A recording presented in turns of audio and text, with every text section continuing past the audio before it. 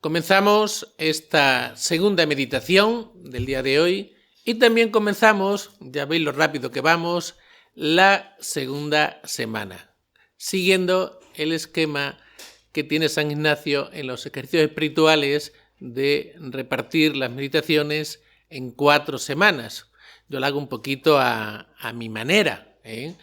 En esta segunda semana vamos a centrarnos, como podéis ver ahí en ese papel que os hemos entregado con todas las meditaciones, que por cierto, todas las meditaciones tienen una correspondencia bíblica, ¿eh? En todas las habitaciones tenéis una Biblia, podéis también después ver el pasaje en la Biblia, ¿no? Aquí no lo digo yo, no lo leo, para no alargar la meditación. Segunda semana. Mi respuesta. ¿Le amo? La primera semana hemos visto el amor de Dios. Un Dios que nos ama incondicionalmente. A pesar de nuestros fallos, nuestros pecados, de todo. Es un Dios que nos ama. Ahora viene nuestra respuesta. ¿Le amo? He titulado esta meditación La fuerza del amor. Ahora veremos por qué. Pero en realidad es ese evangelio de la pesca milagrosa. Un evangelio que hemos reflexionado hace nada en uno de los domingos, ¿no? Hará unos 3 o 4 domingos que la liturgia nos presentaba este evangelio de la pesca milagrosa. Y precisamente en este evangelio es de donde está sacado principalmente el lema de estos ejercicios espirituales. Con Jesucristo, nuestra esperanza, hemos metido ahí nuestra esperanza, haciendo alusión al año jubilar, mar adentro. Con Jesucristo, nuestra esperanza, mar adentro. Este lema está tomado de este evangelio. Por lo tanto, alguna de las meditaciones tendría que versar sobre este evangelio. También deciros que una de las cosas que se meditan en los ejercicios espirituales es el pecado, ¿no? Es de las cosas habituales que se meditan en los ejercicios espirituales. Yo no voy a hablar así expresamente del pecado. A mí me gusta hacerlo con algún pasaje bíblico. Y vamos a ver este pasaje de la pesca milagrosa. Lo he titulado La fuerza del amor. Vamos a ver ahora por qué. Como decía ayer, San Ignacio aconseja que hagamos una composición de lugar. Vamos a hacer una pequeña composición de lugar. ¿Dónde ocurre este milagro de la pesca milagrosa? En el lago de Galilea. Un lugar precioso, un lugar encantador. Judea es otra cosa. Judea, donde está Jerusalén, es un desierto. Galilea es precioso. Cuando visitamos Tierra Santa, a mí de los lugares que me gusta ver es Galilea. ¿Por qué? Porque se mantiene tal y como en tiempos de Jesús. Porque es naturaleza. Jerusalén no tiene nada que ver, la Jerusalén actual con el Jerusalén de en tiempos de Jesús. Una ciudad que ha sido tantas veces castigada, con guerras, destruida, vuelta a reconstruir. La Jerusalén de tiempos de Jesús está no sé cuántos metros bajo tierra. Pero Galilea no. Está tal y cual la vio Jesús.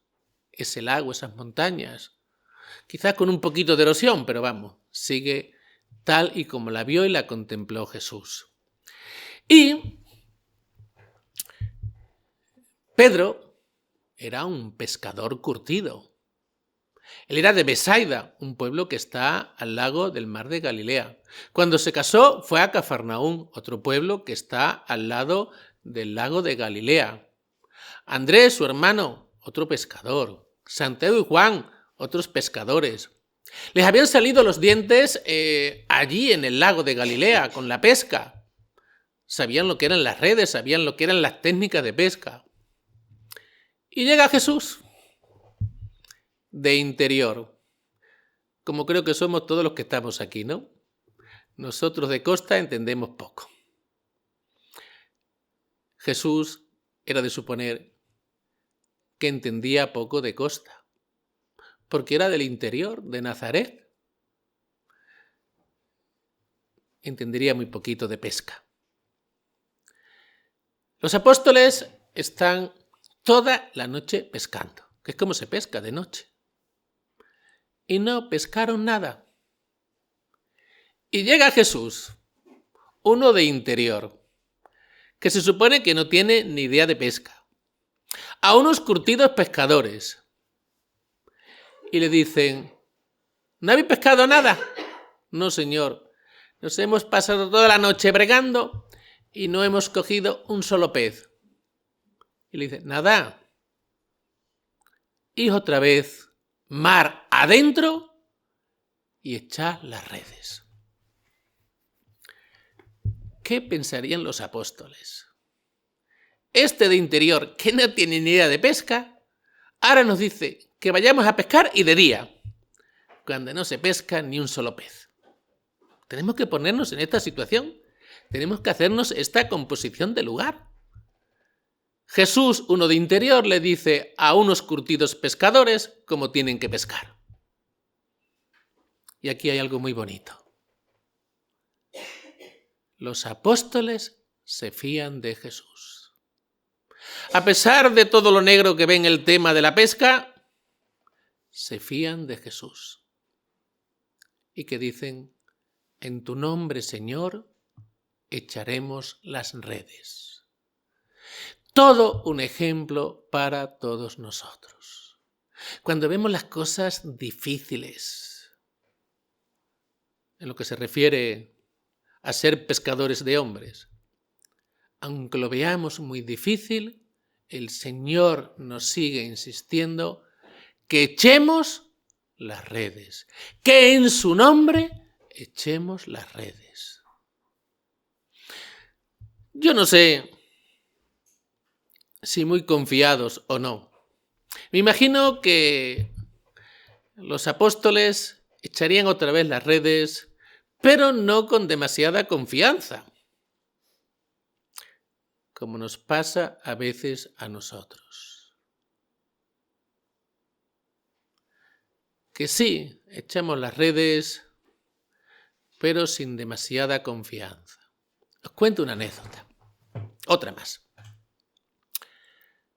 Yo empecé a dar catequesis en la parroquia de Malpartida muy jovencito. Tendría unos 17 o 18 años. Tenía un grupito muy salaete.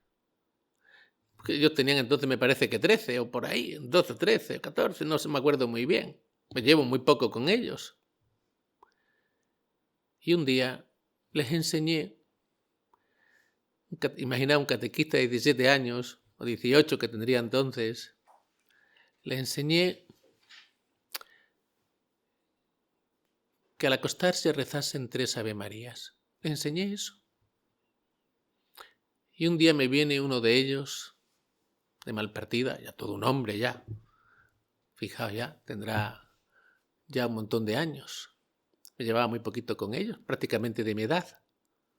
Me dicen, no son personas que pisen una iglesia. Me dicen, ¿sabes que aquel consejo que me diste lo sigo haciendo y no he fallado casi nunca, ningún día en mi vida? Me dejó de piedra. Nosotros muchas veces hacemos cosas que no le damos importancia, o no mucha importancia. Pero en este caso, yo, un niño, anunciando el Evangelio porque era un niño, eso caló en una persona que hoy día es un adulto y lo sigue haciendo. Increíble. Increíble. Echemos las redes porque no sabemos la repercusión que puede tener eso. Aunque no tengamos muchas veces mucha confianza, que nos falte la fe, nos falte esa visión de fe, echemos las redes. Echemos las redes. Porque no sabemos la acción del Señor en el corazón de esa persona, como os he dicho a lo largo de este retiro. Yo aquí estoy anunciando la palabra de Dios, sí, bueno, tiene su importancia, sí, pero tiene mucha más importancia la acción de Dios en el corazón de vosotros. Y en cada uno va a actuar, ya digo, de una manera. Porque a cada uno Dios os ama con un amor personal, con un amor único e irrepetible. Y eso es algo importante. Bien, vamos ya a centrarnos en la meditación. A veces, a los cristianos, a mí me lo han dicho en muchas ocasiones, me imagino que a vosotros también, se nos ha acusado de que hablamos mucho de la culpa y del pecado. Y esto se nos dice porque, en todos los ejercicios espirituales se habla del pecado. Yo ya digo, quiero hablar del pecado, pero con el pasaje evangélico, que no sea una cosa descarnada. Ya digo que se nos acusa de que hablamos mucho de la culpa y del pecado. Y se nos hace esta acusación como si fuese algo negativo. Pero no podemos olvidar una cosa. Una cosa es la culpa y otra cosa es el pecado. Quiero hacer una distinción entre culpa y pecado porque esto me parece algo muy importante. El pecado hace siempre referencia a Dios. Y si tenemos conciencia de pecado, también tenemos conciencia de Dios. Porque el pecado siempre hace referencia a Dios. La culpa no. Aquí está la gran diferencia. Y si el pecado hace referencia a Dios, ya partimos de algo bueno. Ya está Dios por medio. Eso siempre es algo bueno. Eso siempre es algo positivo. Así que no nos asuste que los demás nos acusen de que somos un poco negativos porque hablamos del pecado. Eso es algo positivo, porque hace referencia a Dios. Y como hace referencia a Dios, creemos en un Dios perdonador. Y esto es importantísimo. La culpa. El sentirse culpable puede ser un sentimiento que lo puede tener un ateo. Pero la culpa, el sentirnos culpables, no hace referencia a Dios. El pecado sí hace referencia a Dios. La culpa no hace referencia a Dios. Este matiz es importante que lo tengamos en cuenta. El pecado hace referencia a Dios. La culpa no. Por lo tanto, aunque hablemos del pecado, y hablemos con frecuencia del pecado, en el fondo, de una manera indirecta, estamos hablando de Dios. De un Dios perdonador. Un Dios que nos ama y perdona nuestro pecado. ¿Por qué es tan importante esto? Porque cuando tenemos conciencia de culpa, la estamos viviendo solos. Cuando tenemos conciencia de pecado, lo estamos viviendo con Dios. Y eso lo cambia todo. El pecado, vuelvo a repetir, quiero insistir mucho en esto, hace referencia a Dios. La culpa no. El pecado no lo vivimos solos. Lo vivimos con Dios. Y con un Dios perdonador. Ante dicho la importancia que tienen los matrimonios al compartir una vida. Sus penas las viven compartidas. Y se apoyan el uno al otro. Lo mismo nos pasa a nosotros con el pecado. El pecado lo vivimos con Dios. No lo vivimos solos. Los vivimos junto a un Dios perdonador. Y la culpa es como si fuésemos solteritos. La vivimos solos, sin Dios. Y este es el gran error de Pedro. Cuando el Señor les dice que salgan mar adentro y echen las redes, ¿qué pasó? Un evangelio que tenemos muy reciente. Estaban a punto, fue tal la cantidad de peces que se pescaron que estaban las redes a punto de reventar.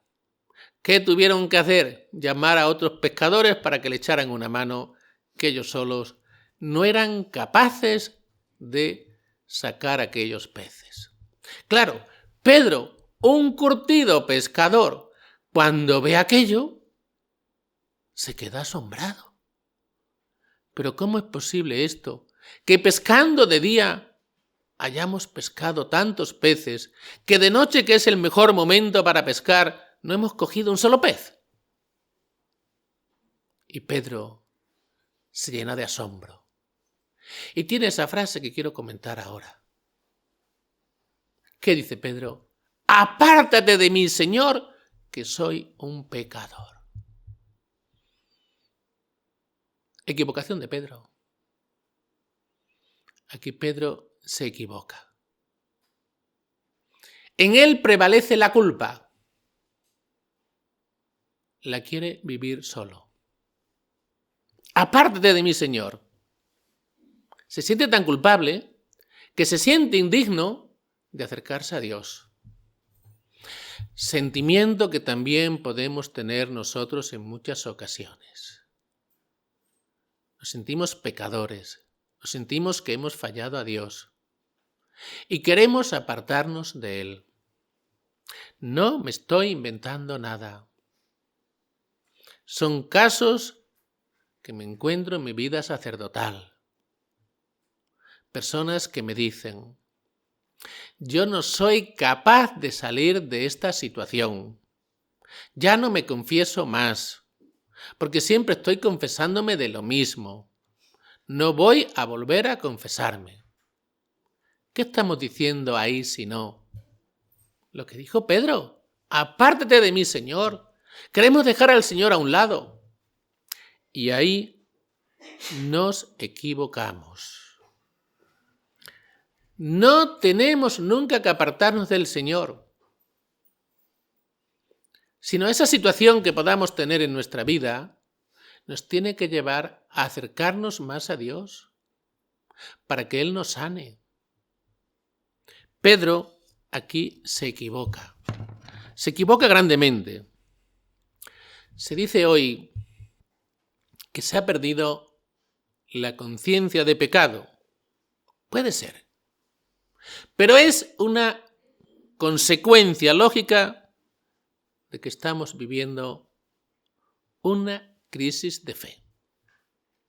Si creemos menos en Dios y el pecado hace referencia a Dios, pues se pierde también la conciencia de pecado. Porque el pecado hace referencia a Dios. Entonces, ¿qué te dice hoy la gente? Bueno, pero eso no es pecado, no es pecado. Claro, han perdido la conciencia de Dios.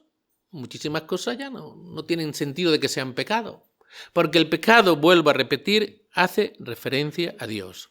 Pero, aunque hayamos perdido esa conciencia de pecado, esa conciencia de que el pecado hace referencia a Dios, no hemos perdido una cosa. No hemos perdido la conciencia de culpabilidad. Nosotros en la mayoría de las ocasiones, no digo siempre, pero en la mayoría de las ocasiones sabemos perfectamente cuando estamos haciendo algo que está mal. ¿Y cuál es el problema de eso? Que vivimos la culpa en solitario. Que vivimos la culpa sin la conciencia de un Dios perdonador, sin el consuelo de un Dios perdonador. Y aquí ya podemos sacar una primera conclusión, que sería un poco respuesta a eso que nos dicen, que hablamos mucho del pecado, que estamos siempre con la palabra pecado en la boca. No será tan negativo que hablemos del pecado, porque vivimos el pecado, no solos, sino acompañados por el abrazo de un Dios perdonador.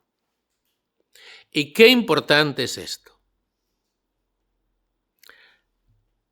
La crisis de fe puede llevarnos a algunos a vivir alejados de Dios, pero sigue muchas veces en nosotros la idea de un Dios legislador y solo se ve el pecado como una transgresión a la ley de Dios. Y así es muy difícil vivir la culpa como una transgresión sin referencia a Dios. Así la culpa se nos hace algo insoportable. Si no tenemos esa conciencia de Dios, pero sí vemos un poco, tenemos esa conciencia de un Dios legislador y nos quedamos solamente con ese Dios que nos ve así, ¿no? Que lo vemos así nosotros, perdón. Vemos el pecado solamente como una transgresión a Dios. Nos falta muchas veces esa visión de un Dios perdonador. El pecado siempre debe hacer referencia a Dios. Que no vivamos nunca el pecado solos. Que no nos apartemos nunca de Dios, como hace Pedro. Otros viven la culpa como una autoacusación. Al desaparecer esta conciencia de Dios, con esta crisis de fe, al desaparecer esa fe en Dios, vivimos la culpa como una acusación sin acusador. Pero tenemos esa conciencia, ¿no? No hace falta que nadie nos condene. Lo hacemos muchas veces nosotros mismos. Ahora voy a ser un poco crítico. Durante siglos, en algunos sectores, se ha vivido una espiritualidad muy centrada en el desprecio de uno mismo. Como si el despreciarnos a nosotros mismos fuese una virtud. No sé de los que estamos aquí, conocéis el libro pequeñito, frases cortitas, que se llama el Kempis, ¿no? ¿Lo conocéis? Le llamamos el Kempis, el libro es La imitación de Cristo. A mí ese libro se me aconsejó de joven, de adolescente se me aconsejó. No digo que esté mal, No digo que esté mal el libro. Pero ahí encontramos capítulos titulados Poca estima de uno mismo, la miseria humana, baja estima de uno mismo ante Dios, con frases como la siguiente: gran perfección es el no tenerse uno en nada. Y Santa Catalina de Siena decía de sí misma, se definía como miserable que tanto ofendía a su majestad. Estas frases, sin explicar el sentido, ha provocado en muchos cristianos que tengan una conciencia de que cuanto más nos autodespreciamos y peor nos consideramos, más nos acercamos a Dios. Y no es así. Esta conciencia no es buena. El autodesprecio no es bueno. Y también ha provocado otro efecto. Y es que muchos se aparten de la fe cristiana porque no comprenden ni comparten que Dios quiera que nos autodespreciemos. Dios no quiere eso. Y en eso están en lo cierto. Pero este no es el camino a apartarnos de Dios, porque algunos difundan esta manera de pensar, ¿no? Dios no quiere nuestro autodesprecio. No podemos negar que somos pecadores, pero pecadores infinitamente amados por Dios. Hasta el punto, como hemos dicho a lo largo de estos ejercicios, de que Dios ha venido a este mundo, se ha encarnado en este mundo por amor a nosotros y ha entregado su vida por nosotros. Así que no seremos tan miserables. No nos autodespreciemos. No. Esas espiritualidades no son realmente buenas. Urge recuperar y anunciar una sana espiritualidad, en la cual nos situemos correctamente ante Dios, sabiéndonos que somos sus criaturas, que somos pecadores, que somos frágiles, pero sin autodespreciarnos, sabiendo que somos infinitamente amados por Dios. Ahí tenemos la reacción de Pedro. Apártate de mí, que soy un pecador. Pero ahora viene, sí, ahí Pedro se está, digamos, autodespreciando. Pero viene, y esta es preciosa, la reacción de Jesús, que no tiene nada que ver con la reacción de Pedro. ¿Qué le dice Jesús? No temas. Desde ahora serás pescador de hombres. Fijaos, ¿eh? Pedro se autodesprecia, quiere apartarse del Señor. Y le dice que, apártate de mí, Señor, que soy un pecador, apártate, apártate.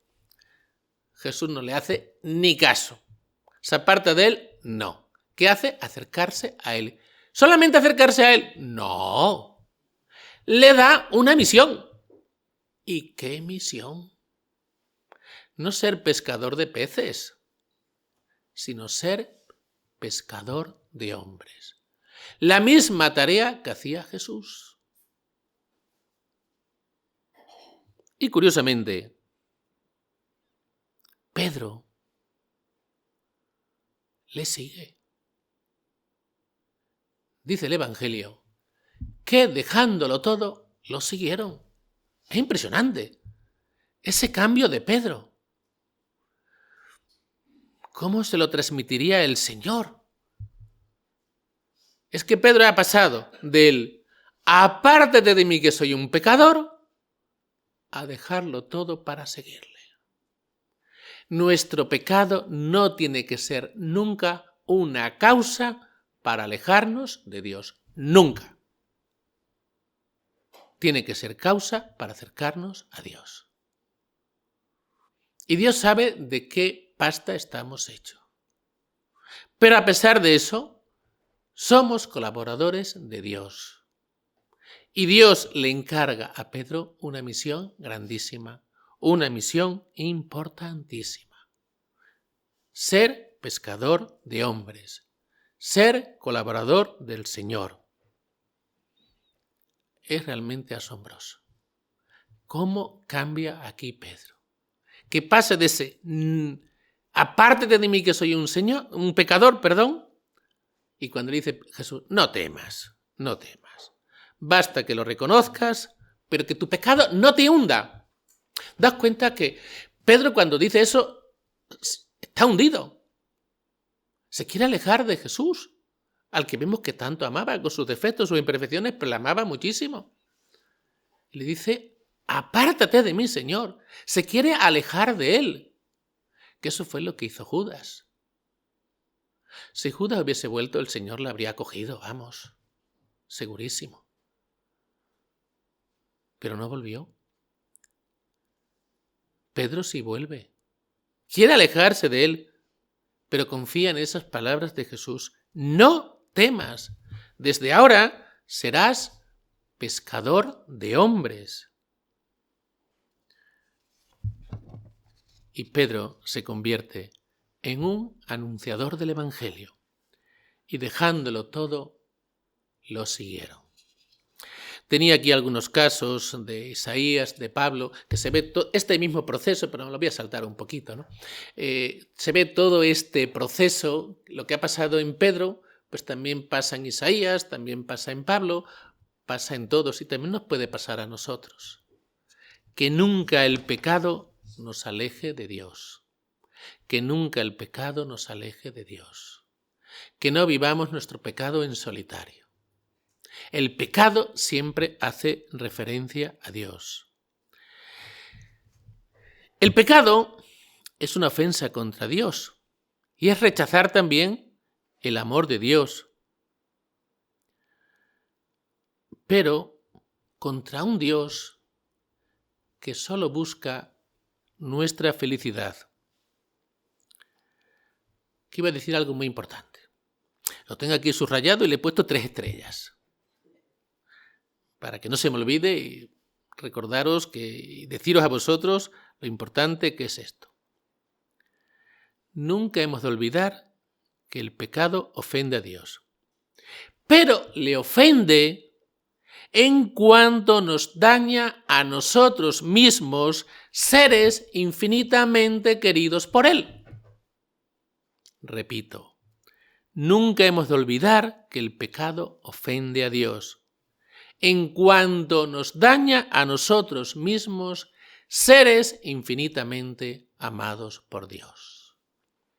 Porque nosotros pensamos que nuestro pecado, y es verdad, ofende a Dios.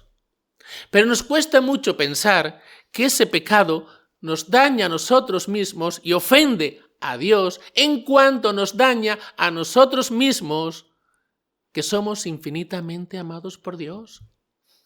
Nosotros nos solemos quedar, sí, he ofendido a Dios, pero es que a Dios le ofende el pecado porque te has dañado a ti mismo, porque Dios te ama, Dios te quiere y no quiere que te hagas daño a ti mismo.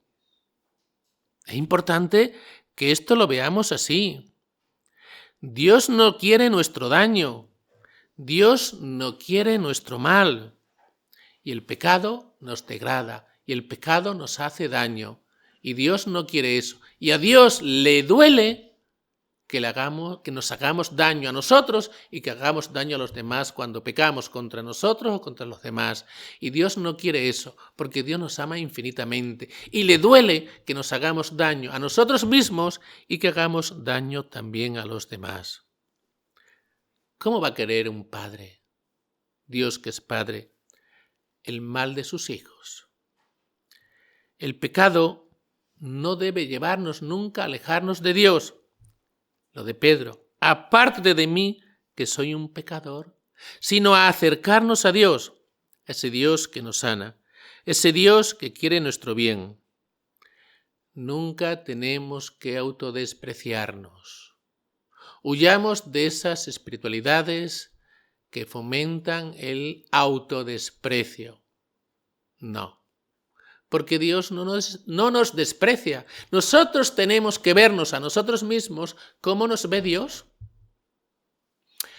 Dios nos ve pecadores, Dios nos ve débiles, Dios nos ve frágiles. Pues sí, lo sabemos,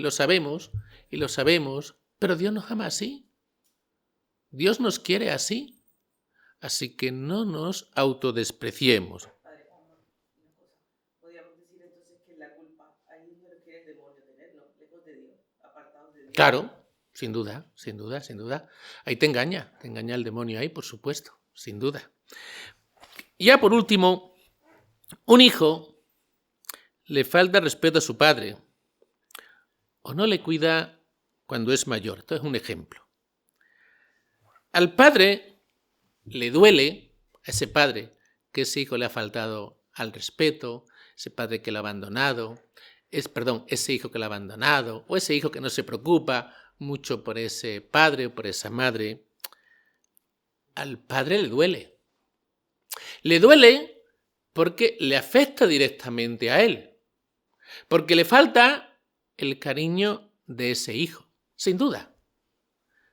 Pero también al padre le duele porque esa manera de ser de su hijo, el padre no se la ha enseñado.